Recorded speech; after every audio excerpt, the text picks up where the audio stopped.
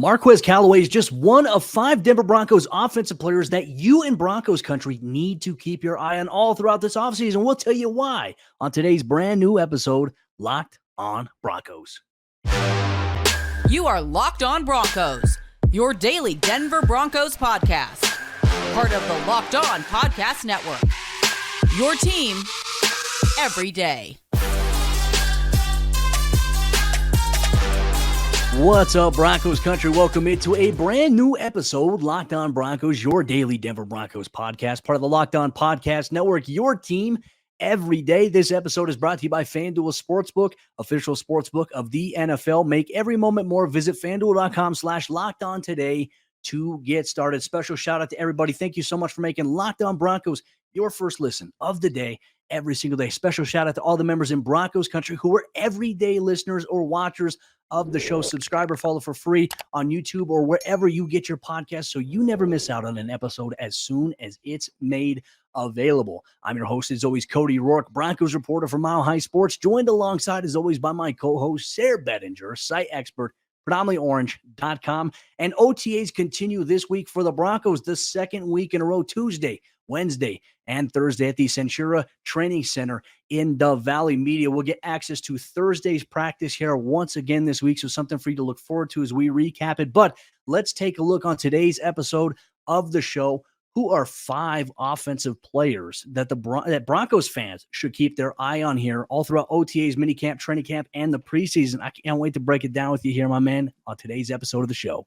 Can't wait, Cody. I absolutely love this type of talk. I love this time of year when we're just brimming with optimism, right? We're brimming with optimism, and the Broncos are undefeated as of right now. So look, we can be brimming with optimism. We can speak positively of the team. So I love it. I'm excited about it. Excited to discuss with everyone listening and you, especially Cody, that we get to talk about some of these players that, I mean, all different types, right? From some of the highest paid to maybe some of the real, maybe diamonds in the rough there for the Denver Broncos on the roster. And for those not watching this on YouTube, I am officially rocking a Denver Nuggets hat, Cody. So we have achieved a status and a level that has never been achieved or reached before. I dabble in the baseball hat arena with other teams besides my favorite, the Cubs.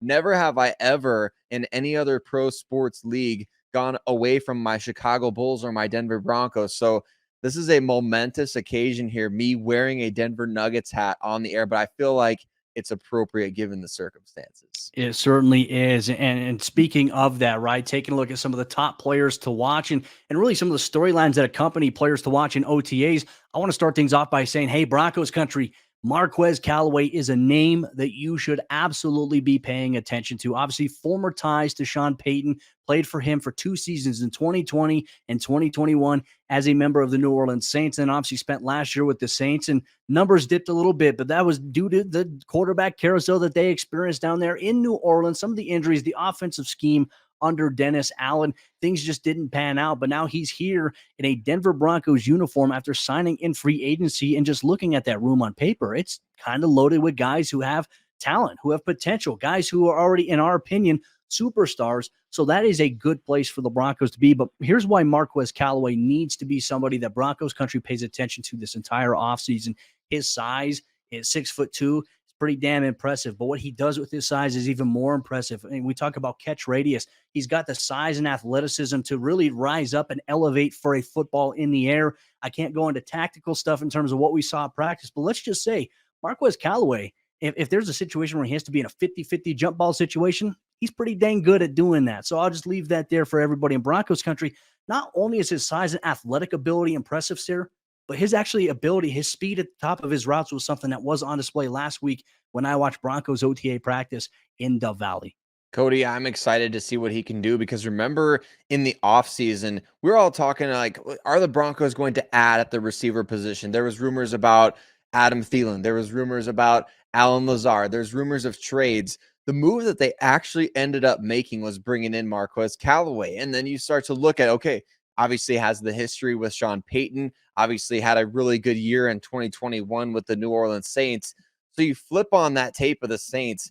I mean, he was absolutely balling out for those guys. He had one of his biggest games of the year. I remember watching it recently, Cody. he dominated the Tampa Bay Buccaneers. Remember that secondary in Tampa Bay has zero slouches when they're fully healthy, and they were fully healthy for this game.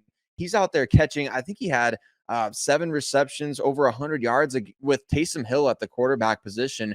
So you see what he can do both at the catch point, after the catch, that size. Man, Zach Azzani's got to be kicking himself. He's got Marquez Callaway in Denver, Brandon Johnson, all these guys that he coached at Tennessee or helped recruit there. Now with the Denver Broncos, very interesting there. So I'm excited. I may be most excited to see what he can do and what he can add to that room, because the Broncos have suffered so many injuries in recent years. If he needs to play a prominent role, I feel like he's primed to do exactly that. It seems like he's fitting in really well with the Broncos locker room as well. I mean, he and KJ Hamler stole Russell Wilson's phone and they posted a picture on Instagram of it.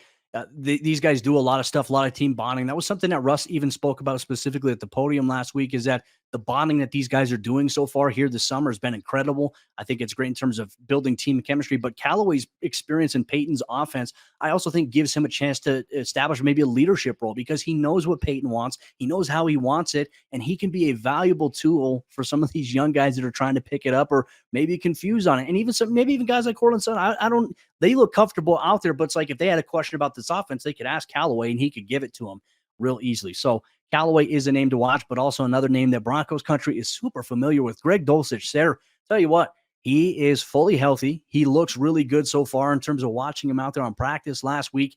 His size is there. His athletic burst is still there. He moves so well, and his ability to just at the top of a route, if he wants to make like a double move, he's so fluid in how he moves, and he focuses on the football relatively well. So for me, Greg Dulcich is the second player that Broncos country needs to keep an eye on throughout OTAs, minicamp, training camp, preseason, so on and so forth, because there is competition at tight end. But Dulcich, the things that he's doing, I'm telling you, there's a reason why, he was drafted in the 3rd round and why he does have talent and why the team does believe in him. He's a guy that stood out to me last week as well, and I think that Broncos fans need to keep an eye on him.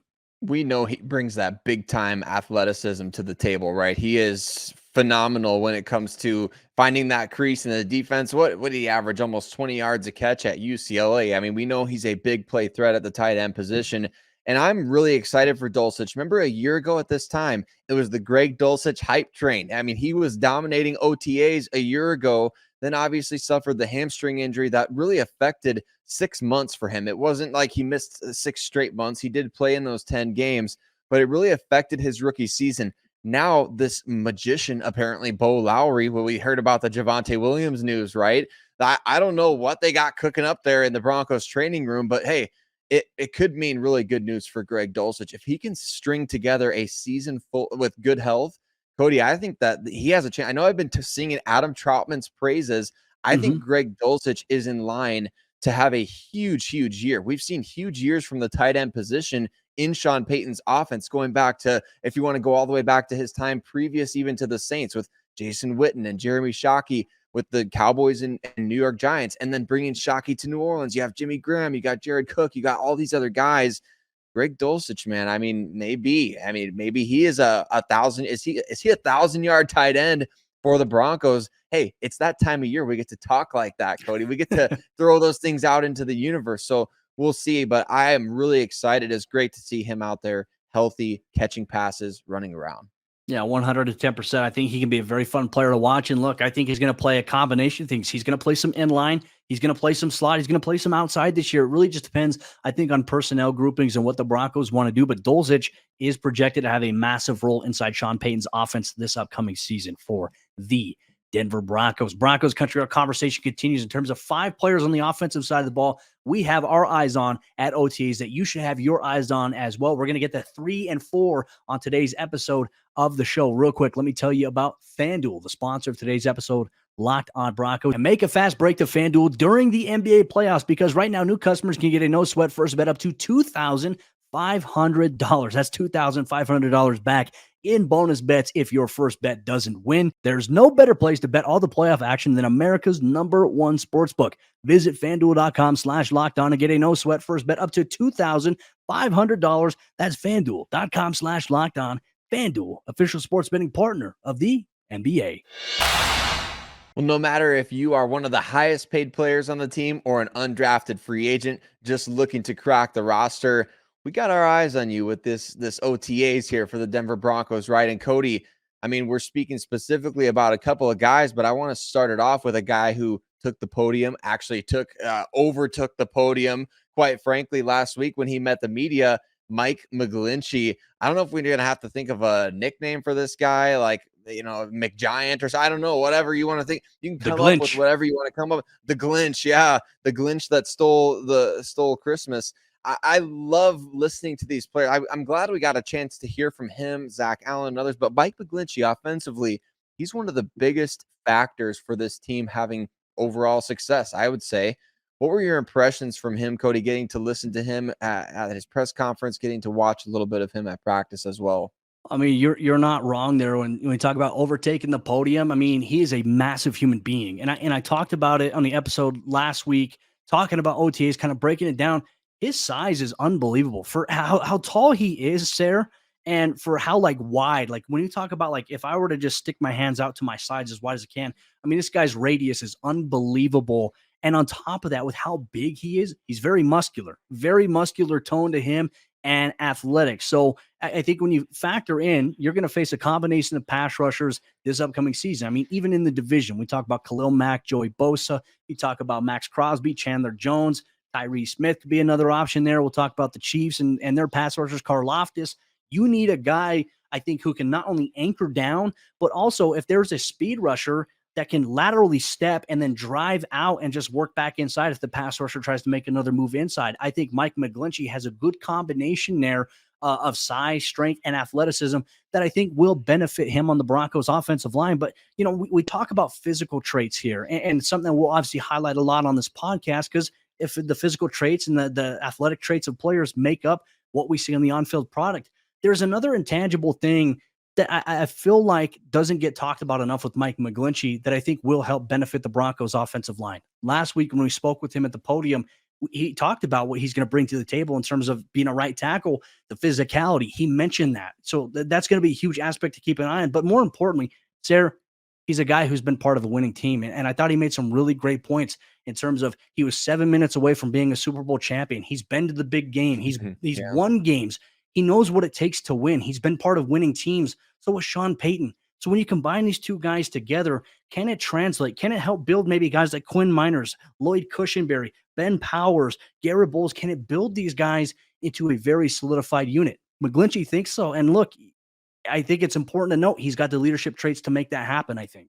Well, Cody, I'm certainly not going to disagree with him because I don't know what's going to happen there. I mean, this guy, he gets within 5 yards of you or 10 yards of you, he's going to plant you in the ground. So I'm not going to disagree with you, Mike. I think that, and I love listening to him talk about, I think that's a great point, actually, of talking about, hey, I was 7 minutes away from winning the Super Bowl.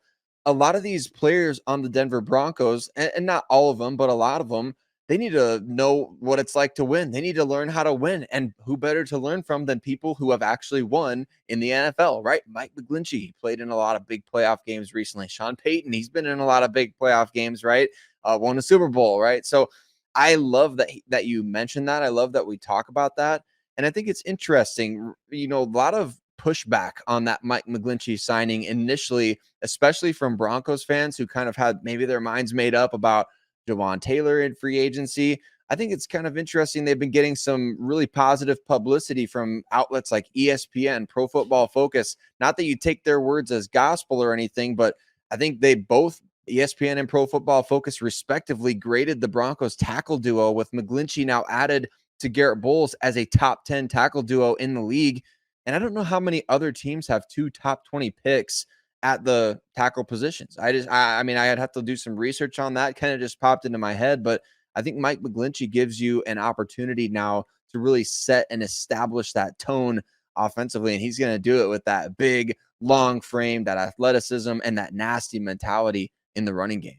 And he's a veteran guy too. So his experience, I think, is valuable. And look, being able to, knowing what it takes to win, right? Because there's certain things, if you play for a winning organization, you do things a certain way, and those habits help you win games. And in San Francisco, look, they have a great culture there led by Kyle Shanahan, John Lynch. Obviously, they've done a lot of changing over the years, and it's been very beneficial to what they want to do in terms of what they want to accomplish. And Mike McGlinchey understands that. Guys like Russell Wilson, they understand that. Sean Payton understands that. that experience right there is invaluable. And hopefully it spreads to some of these younger guys that really want to win. I mean, let's talk about Jerry Jeudy as well. The Jerry Judy's been used to winning his whole life, high school, college, and then, he comes to the Denver Broncos and there's not a lot of winning. That is tough to undergo. Same thing with guys like Patrick Surtain. I'm talking about the offense here specifically. It's good to have that mentality because now, not only that, I always feel like, for me, I think Quinn Miners is a leader, right? I think Garrett Bowles can be a leader. But when I think about a guy who's probably captain material, Mike McGlinchey is every bit of a captain material player on that offensive line and a voice of reason. That right there is super impactful. And I hope it pays off for Denver. We'll have to wait and see. But he is a player Broncos fans need to keep an eye on. But let's talk about an undrafted guy, right? Well, Sean Payton always talks about it's not about, the path in which you got here. You're here. Now, what are you going to do with it? I want to talk about Jaleel McLaughlin. He's the 4th player out of 5 that I think Broncos fans really need to keep an eye on this offseason. We'll provide coverage here on the show all throughout the offseason as well, so you can stay into date what he's up to. But Sayre, I'll tell you this, watching Jaleel McLaughlin, look, the Broncos have a really nice rotation of running backs right now. It was so great to see Javonte out there last week. Tony Jones Jr. is out there. Samaje Perine's out there. Jaleel McLaughlin is a name I think Broncos fans need to keep an eye on because not only in OTAs, training camp, but I also think more so specifically the NFL preseason. This is a guy that I went on several plays that I saw, Sayre. Now, granted, look, there's not contact. You're not allowed that. But it's like, if you're not allowed contact, what is it that we're looking for? And I think it's things like vision, patience. Is this guy a patient runner? Does he trust his read? Does he trust, maybe a kick out? Does he trust a hole that seemingly opens, or is he scared to hit that hole? He is not scared to hit that hole. He has great vision. He demonstrated that on several rushing reps last week. But then there was one where he just made this one-cut move, got into the hole, and he was gone. Nobody on the defense would have caught him. And I think that explosive burst that he has, once again, there's a reason why Jaleel is the all-time leading rusher at the NCAA level. And you can see the talent. He is exactly, I think, where he belongs. And, man, I tell you what, if he's a guy that can stay healthy all throughout this offseason training camp and get a chance in the preseason, Sayre, I do believe he has a chance to make the 53-man roster for the Broncos come September. I think so too. I really do. And we talked about that shortly after the Broncos picked him up. Like, he was one of those guys who caught our eye initially, obviously being the NCAA's all-time leading rusher, but also I think you talk about Javonte, Samaje Perine, Tony Jones Jr., with all due respect to their varying skill sets. Those 3 guys are all big, more bruising types of runners. It's kind of like the Spider-Man meme, where they're all pointing at each other. They all do very similar stuff at a similar size profile. This guy's a smaller, faster back, so he's going to stand out in a big way, and I like that. I think that's what's exciting about maybe there's a little competition between him and someone like Tyler Beatty to give you that change of pace type of runner, that home run hitter where you say, hey, Javonte or Samaje, they just had a couple series. Let's throw this guy out there and let's try to run a little stretch play and see if he can't, find a crease and hit a home run. I love the potential of that. And I love, what you talk about of, hey, you're here. What are you going to do with that opportunity? Can't wait to see what he does with it as we progress toward training camp, as we progress toward the preseason. He's got a huge opportunity in front of him at a position where I think the Broncos may have some open competition for running back number 3. I might even throw Demaria Crockett out there as well. I mean, for him coming off ACL, he was not limited from what it appeared to me last week. So to see him out there doing some of the things that he did, it was great to see Crockett back out there because he was in serious consideration for that running back 3 job last year with the Broncos before suffering that injury. So he's going to be very much in the mix here. The Broncos going to have a stable of horses at the running back position so far going into training camp, which is a good thing at this point and time. But Broncos country, we're going to get to our 5th player here for the Broncos on the offensive side of the ball that you need to pay attention to all throughout this offseason. We'll dive deeper to that. We'll tell you why in today's episode, Locked On Broncos. Real quick, let me tell you about the Locked On Nuggets podcast hosted by Adam Mares and Matt Moore. They have you covered every single day with all the pick and roll action you need about your favorite Denver Nuggets, who are in the NBA Finals beginning this week on Thursday. It's an exciting time if you're a Denver sports fan. Last year, the Avalanche won. We have a Locked On Avalanche podcast for you as well. The Rockies are playing right now. If you're excited about that, well, we have a Locked On Rockies podcast for you to check out as well. Colorado professional sports are big here at the Locked On Podcast Network, your team every day. Who is the 5th and final offensive player that the Broncos have at OTAs that you, the members in Broncos country, need to pay attention to and keep your eyes on? We'll dive deeper into that right here on the show. But real quick, Broncos Country, just want to say thank you so much for tuning in, making us your first listen of the day every single day on your favorite podcasting provider, or whether you watch us on YouTube, make sure you subscribe or follow if you have not done so already, so you never miss out on daily objective Broncos news, content, coverage, and more. You get that here, Locked On Broncos. Sayre, drum roll, we're going to open it up a little bit. The fifth and final player that I think Broncos fans need to keep an eye on here. I mean, it's not really a surprise. It's not like a cliche or anything. It's Quinn Miners, the belly. This is a big season for Miners. Really, after last year for the Broncos offense in its entirety was a disaster. You can make the argument Quinn Miners was probably their best offensive lineman last season. And I know some people are going to hear that and they're going to say, well, the offensive line wasn't very good, Cody. But Quinn Miners has traits to him that are slowly developing. Last year, he was a little bit leaner. He lost some, I would say, lost some body fat in a sense to kind of lean out a little bit. This is just my perception here, and I could be totally off base with this, but just from what I saw on Thursday last week in Dove Valley, it looks like he's bulked up, added more muscle. Like he's bigger, he's more firm, and he can still move really, really well. Now, here's the thing. The evaluation side on offensive line, the defensive line, and even edge rushers, positions that require a lot of contact, it's hard to evaluate in OTAs because there is no contact permitted. So for us, it's like, okay, how do they strike the backs? How do they move? How do they work? And when we talk about offensive linemen, Sayre, it's usually, okay, everything's inside the frame, right? Inside the shoulders. It's punching and it's moving and it's being able to seal a guy off. Quinn Miners, I tell you what, he looks like he's taken the next step in terms of physical attributes. And now he's in, I think, in an offensive system that will placate to his strengths with Zach Strief as the new offensive line coach. But more importantly, what Sean Payton wants. And what does he always require from his guards in New Orleans? It is power style running. And when we look at Quinn Miners, I think he's probably one of the more physical offensive linemen the Broncos have had in the last 2 seasons. So what you're telling me, Cody, is that there's a few less trees standing up in Wisconsin somewhere, in a forest somewhere that Quinn Miners went and took down with his bare hands this offseason. I'm excited to hear that, quite honestly. I think that a lot of these guys, we've talked about this off the air in the past about like Lloyd Cushenberry potentially losing some weight to play in Nathaniel Hackett's offense.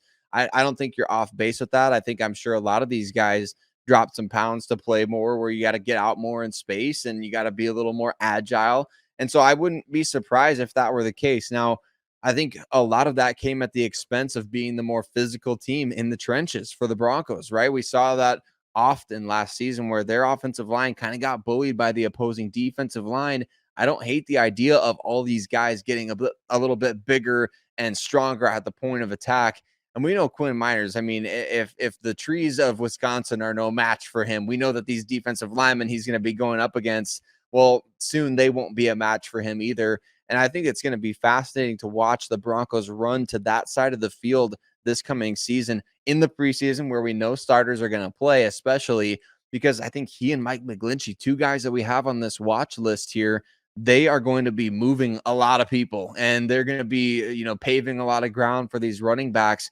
How quickly can those 2 gain chemistry on the offensive line being on that side? We're going to see a lot of them working in tandem. We're going to see a lot of Quinn pulling and Mike McGlinchey doing some sealing inside the poles. And it's going to be fun to watch those 2 guys work, especially in the run game.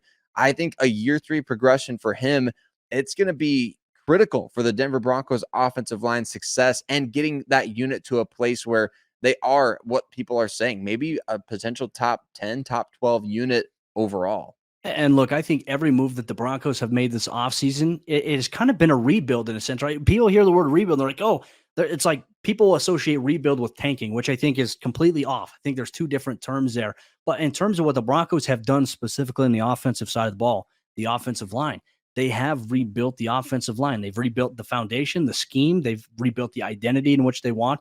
Sean Payton wants this to be the strength of the Broncos offense, the offensive line, physicality, protection, and being able to open things up in the passing game. It's not like he's not asking you to do it. He's telling you need to do it. And it seems like all these guys on the offensive line have bought in according to like what Mike McGlinchey has talked about. And even the strength and conditioning program, Mike McGlinchey and even Zach Allen came out and they said, hey, like this is a very good, strength and conditioning program that we have going on there. I think a lot of the key is also hydration. You hear that a lot out there at Broncos practice. The stretches that they do, I think, are very crucial at working every aspect of it. Look, there's explosiveness involved, but this is more so focused on, okay, let's really emphasize the joints and the ligaments. Let's work on, static stretching there. Let's make sure that we get some movement, we get some warmth in those muscle tissues, because if those muscle tissues aren't warmed up and you're out there doing explosive moving, cutting, things like that, that's where you increase your elevated risk of having, an injury, soft tissue, ligament, rupture, whatever it may be.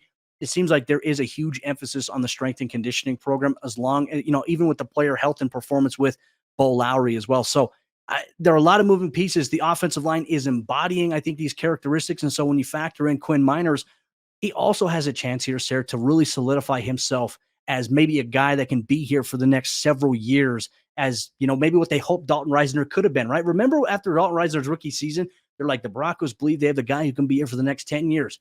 Unfortunately, it didn't work out for Risner, but could it work out here for Quinn Miners? That's a huge question.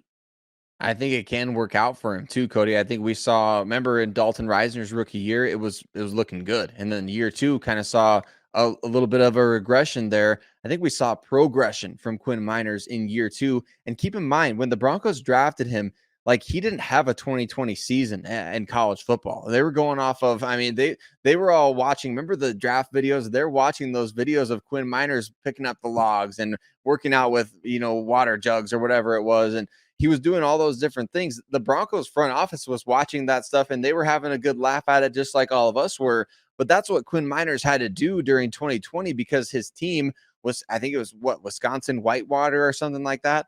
They didn't have a season in 2020. So talking about a guy who hadn't really played much since 2019, but was dominant in that season and really showed what he could do at the Senior Bowl against top competition. He's continually grown since that point. I still remember that Senior Bowl when he became, if you're an offensive lineman, you become the talk of the Senior Bowl. That's pretty great. impressive. And especially as a small school guy, he's really progressed a lot from that point to where, what's he going to even be in the NFL? Is he a guard? Is he a center? What is he? He's really settled in at that right guard position, and we saw the difference with him in the lineup and with him out of the lineup just last season, how much better the Broncos were. All things considered, I get you can say, well, the offensive line stunk, but they were much better when he was out there, and that's just facts, Cody. You can't dispute that. We saw it. The proof is in the pudding. I think now in year three, you're right. He does have a chance to establish himself as a potential decade-long starter for this team. Broncos Country, let us know down below what you thought of today's episode. Do you agree with our top 5 players to watch? This is just based on the observations I've seen at practice and why I think it's important Broncos fans pay attention to these 5 players specifically. There's always some other players as well. If you have a player, drop in the YouTube comments down below. If you're listening wherever you get your podcast, tweet us on Twitter at Cody Roark NFL, at Sayre Bedinger, at Locked On Broncos. We appreciate you so much, Broncos Country, for making us your first listen of the day. Shout out to all the everydayers out there in Broncos Country. And for all of you who listen every day, here's what you can expect on tomorrow's episode of the show. Who are the top 5 defensive players that Broncos Country needs to keep their eye on at OTAs? We'll dive deep into that on tomorrow's episode of the show.